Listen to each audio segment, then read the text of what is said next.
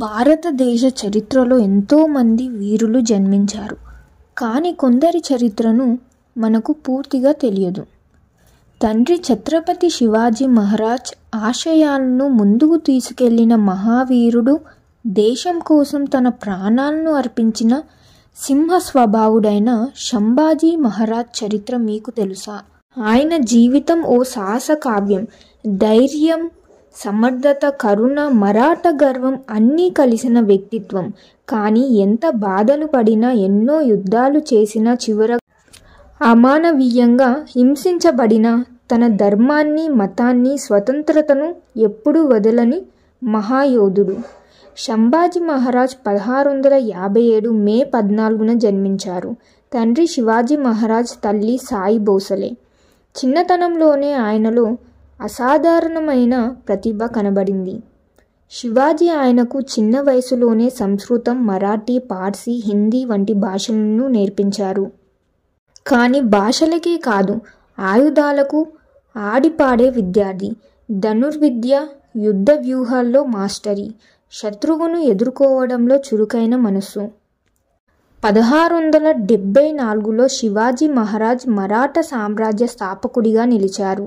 కానీ ఆయన మరణం 1680లో సంభవించడంతో రాజ్యంలో ఎన్నో రాజకీయ ఆటలు మొదలయ్యాయి. కానీ తండ్రి మరణించిన తర్వాత కొంతమంది మంత్రులు సంభాజీని అణగదొక్కాలని చూశారు. కానీ ఆయన ఎంతటి ఒత్తిడినైనా తట్టుకొని 1681లో రాజ్యాధికారం చేపట్టి మరాఠా సామ్రాజ్యాన్ని ముందుకు నడిపించాడు. శత్రువుల పట్ల కఠినంగా ఉండే సంభాజీ ప్రజల పట్ల మాత్రం కరుణగా ఉండేవాడు. ఇప్పటి వరకు ఔరంగజేబ్కు శివాజీ మహారాజ్ గుండెల్లో గుబులు పుట్టించిన ఇప్పుడు సంభాజీ మహారాజ్ మరింత కఠినంగా ఎదురయ్యాడు. ఔరంగజేబ్ అతనికి అనేక మార్లు ఒప్పందాలు అందించాడు. కానీ సంభాజీ మహారాజ్ మరాఠా సామ్రాజ్యం ఎవరికి తలొగ్గదు అంటూ తిరస్కరించాడు. పలు యుద్ధాల్లో మొఘల్ సైన్యాన్ని ఓడించాడు. 1689 సంభాజీ తన కొందరు అనుచరులతో సేద తీరడానికి వెళ్తున్నప్పుడు అతనికి అత్యంత విశ్వాసంగా కనిపించిన గానో జోషి అనే వ్యక్తి అతడిని మోసగించి మొఘల్ సైన్యానికి పట్టించేశాడు. శత్రువులు అతడిని ఔరంగజేబ్ ఎదుటకు తీసుకెళ్లారు. కానీ సంభాజీ మహారాజ్ కంటి చూపుతోనే సైన్యాన్ని భయపెట్టాడు. ఔరంగజేబ్ సంభాజీ మహారాజ్ను చూస్తూ ఇలా చెప్పాడు: నీ ప్రాణాలను విడిపించాలనుకుంటే ఇస్లాం స్వీకరించు అని చెప్పాడు. కానీ సంభాజీ మహారాజ్ ఏమన్నాడో తెలుసా? నేను మరాఠా వంశానికి చెందిన వాడిని. నా ధర్మం నా గుండెల్లో ఉంది. నా హిందూ మతాన్ని మార్చుకోవడం కన్నా చావటమే నాకు మిన్న. హిందూ ధర్మాన్ని రక్షించడానికి నా ప్రాణాలను సమర్పించడం నా గౌరవం. నా ప్రతి శ్వాస, ప్రతి యుద్ధం నా గోచారంలో ఉన్న హిందూ సంస్కృతిని, ధర్మాన్ని పెంచే దిశగా సాగుతుంది. నా విశ్వాసాలు, నా మనసు, నమ్మకాలు అన్నీ హిందూ ధర్మానికి అంకితం. ఇలా ఛత్రపతి సంభాజీ మహారాజ్ సమాధానమిచ్చాడు.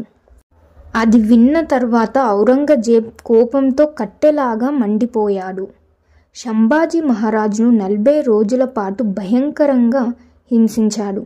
కళ్ళను సల్ఫార్తో కాల్చారు, నాలుక కోశారు, చేతులు కాళ్ళు నరికి చివరకు 1689 మార్చి 11న మరణానికి గురిచేశారు.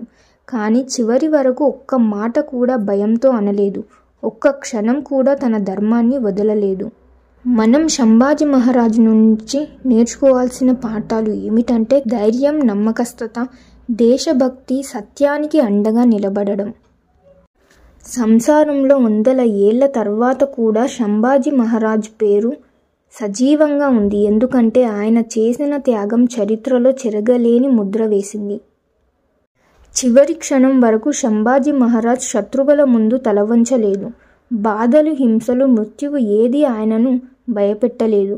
ఒక్క మతాన్ని బలవంతంగా మార్చాలని ఎంత వేధించినా ఆయన ఒక్క క్షణం కూడా వెనుకడుగు వేయలేదు. ఎందుకంటే ఆయనకు జీవితం కంటే ధర్మం గొప్పది, భయం కంటే సత్యం శక్తివంతమైంది. ఈరోజు మనం ప్రశాంతంగా జీవించగలగడానికి కారణం ఈ త్యాగవీరులే. కానీ మనం వారి త్యాగాన్ని గుర్తుంచుకుంటున్నామా?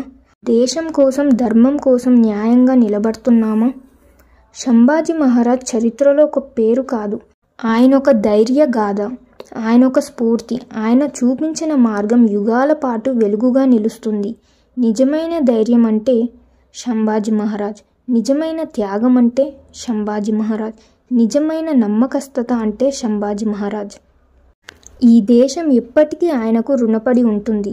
సంభాజీ మహారాజ్ వంటి మహాయోధుడికి మనం గౌరవంగా నమస్కరించాలి. జై భవానీ, జై సంభాజీ మహారాజ్. శివ గయా